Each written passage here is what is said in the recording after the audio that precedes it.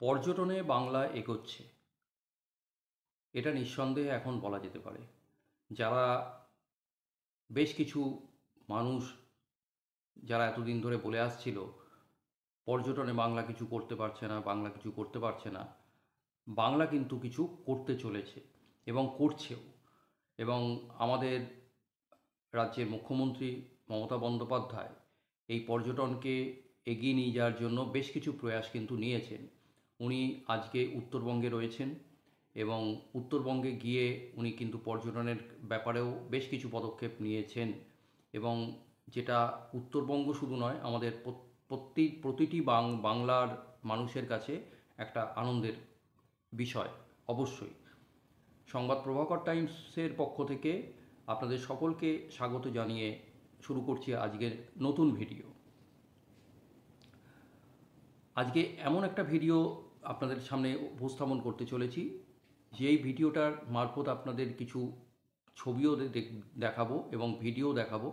এবং আজকে উত্তরবঙ্গে শিলিগুড়িতে আমাদের রাজ্যের মাননীয় মুখ্যমন্ত্রী মমতা বন্দ্যোপাধ্যায় যে কাজটা করেছে, উনি অনেক প্রকল্পের উদ্বোধন করেছেন, অনেক কথাই ঘোষণা করেছেন, কিন্তু যেহেতু আজকে এই বিষয়টা আমি ট্যুরিজম বেসড এইটা ভিডিওটা করতে চলেছি এবং এই পর্যটনকে গুরুত্ব দিয়ে যে উনি যেটা করেছেন, আমি এই আজকের ভিডিওতে শুধুমাত্র সেই অংশটুকুই আপনাদের কাছে তুলে ধরার চেষ্টা করব।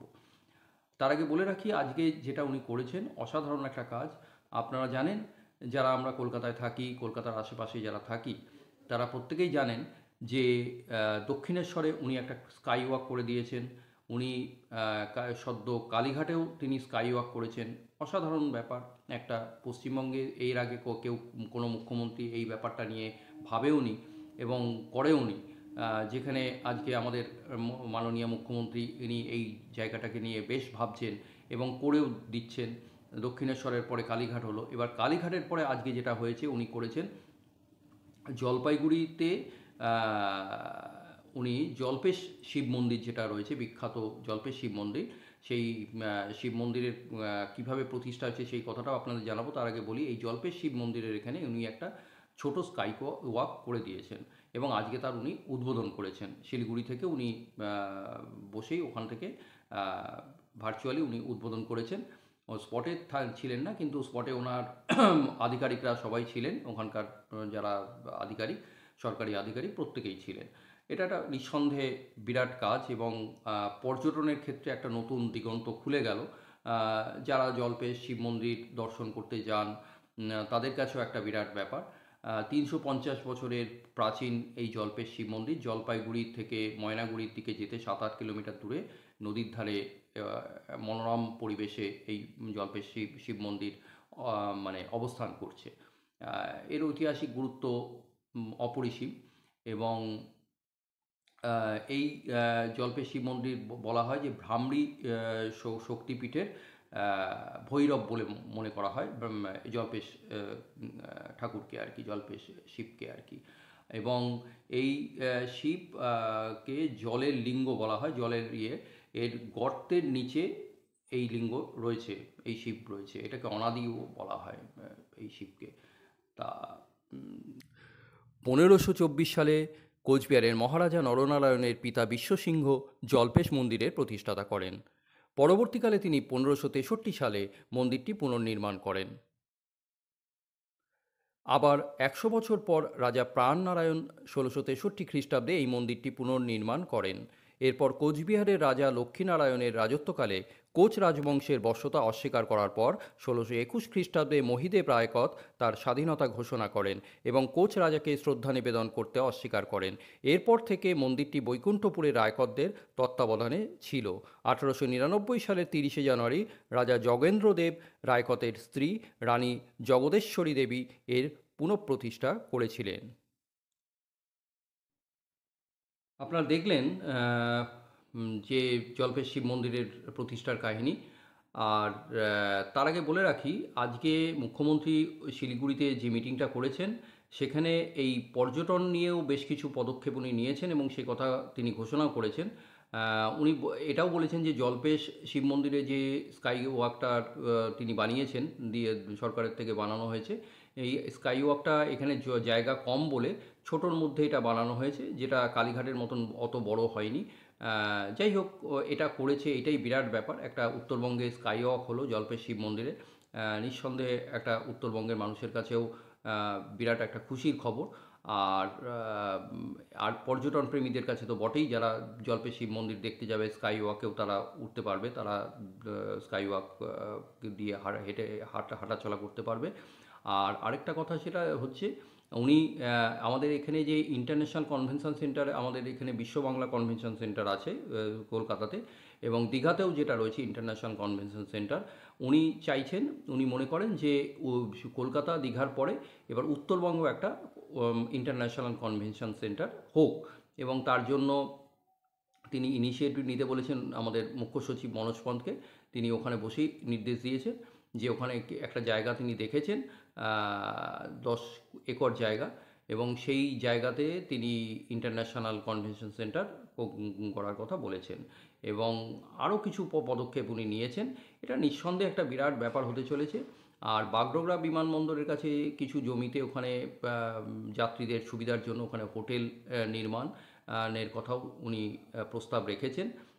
এই ব্যাপারগুলো ওখানকার প্রশাসন এবং রাজ্যের মুখ্য সচিবকে একবার দেখে এবং উদ্যোগ গ্রহণ করার কথা বলেছেন। আমরা বেশি কথা না বলে আমি ভিডিওটার দিকে যাচ্ছি। আপনারা দেখুন মুখ্যমন্ত্রী কি বললেন এবং এই জল্পেশ স্কাই ওয়াক উদ্বোধন করলেন, সেই ভিডিওটা আপনাদের সামনে তুলে ধরছি, দেখুন।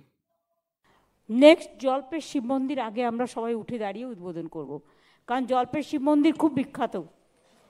মাননীয় মুখ্যমন্ত্রী, জলপাইগুড়ি জেলার জল্পেশ মন্দিরের স্কাই ওয়াকের আনুষ্ঠানিক ছোট্ট জায়গা, অত বড় কালীঘাটের মতো বা দক্ষিণেশ্বরের মতো স্কাই ওয়াক করার জায়গা নেই, কিন্তু তার মধ্যেও 5 কোটি টাকা খরচ করে জল্পেশ শিব মন্দিরে স্কাই ওয়াক করা হয়েছে, এবং আমি সুযোগ পেলেই যাব, আমার খুব পছন্দ। ছবিটা দেখানো হোক।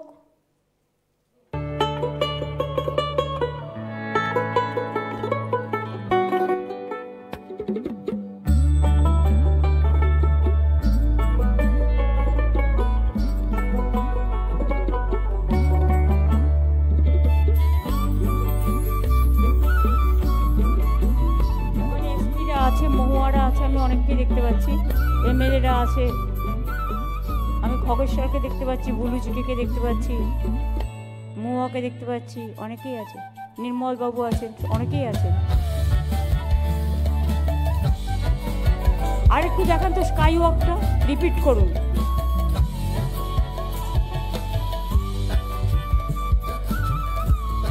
এটা কি সিঁড়ির মধ্যে দিয়ে করেছে? স্কাই ওয়াকটা কি সিঁড়ির ওপর দিয়ে হয়েছে?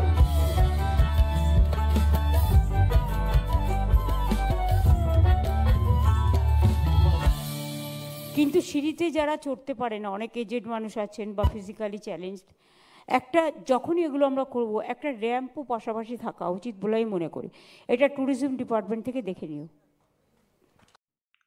এটা সত্যি এটা আমাদের কাছে ভালো খবর। আমরা উত্তরবঙ্গে আরও একটি স্কাই ওয়াক পেলাম, এরকম আরও অনেক স্কাই ওয়াক আমরা পাবো, এবং আরও কিছু হবে। পর্যটনের ক্ষেত্রে নতুন দিগন্ত খুলে যাবে, এবং যাচ্ছেও, সেটা নিঃসন্দেহে বলা যেতেই পারে। এবং উত্তরবঙ্গ তো পর্যটনের একটা প্রাণকেন্দ্র এর নিঃসন্দেহে, এবং আমাদের রাজ্যের মাননীয় মুখ্যমন্ত্রী উত্তরবঙ্গকে নিয়ে সবসময় ভাবছে, এবং প্রায়ই তিনি চলে যাচ্ছেন উত্তরবঙ্গে, এবং এই ব্যাপারে আজকেও তিনি সেই কথাই তিনি বলেছেন।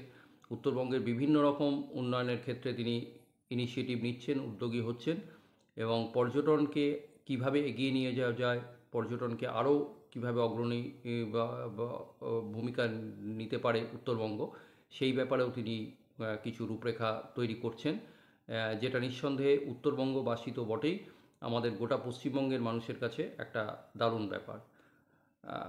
ভালো থাকবেন, সুস্থ থাকবেন, সংবাদ প্রভাকর টাইমস দেখতে থাকুন।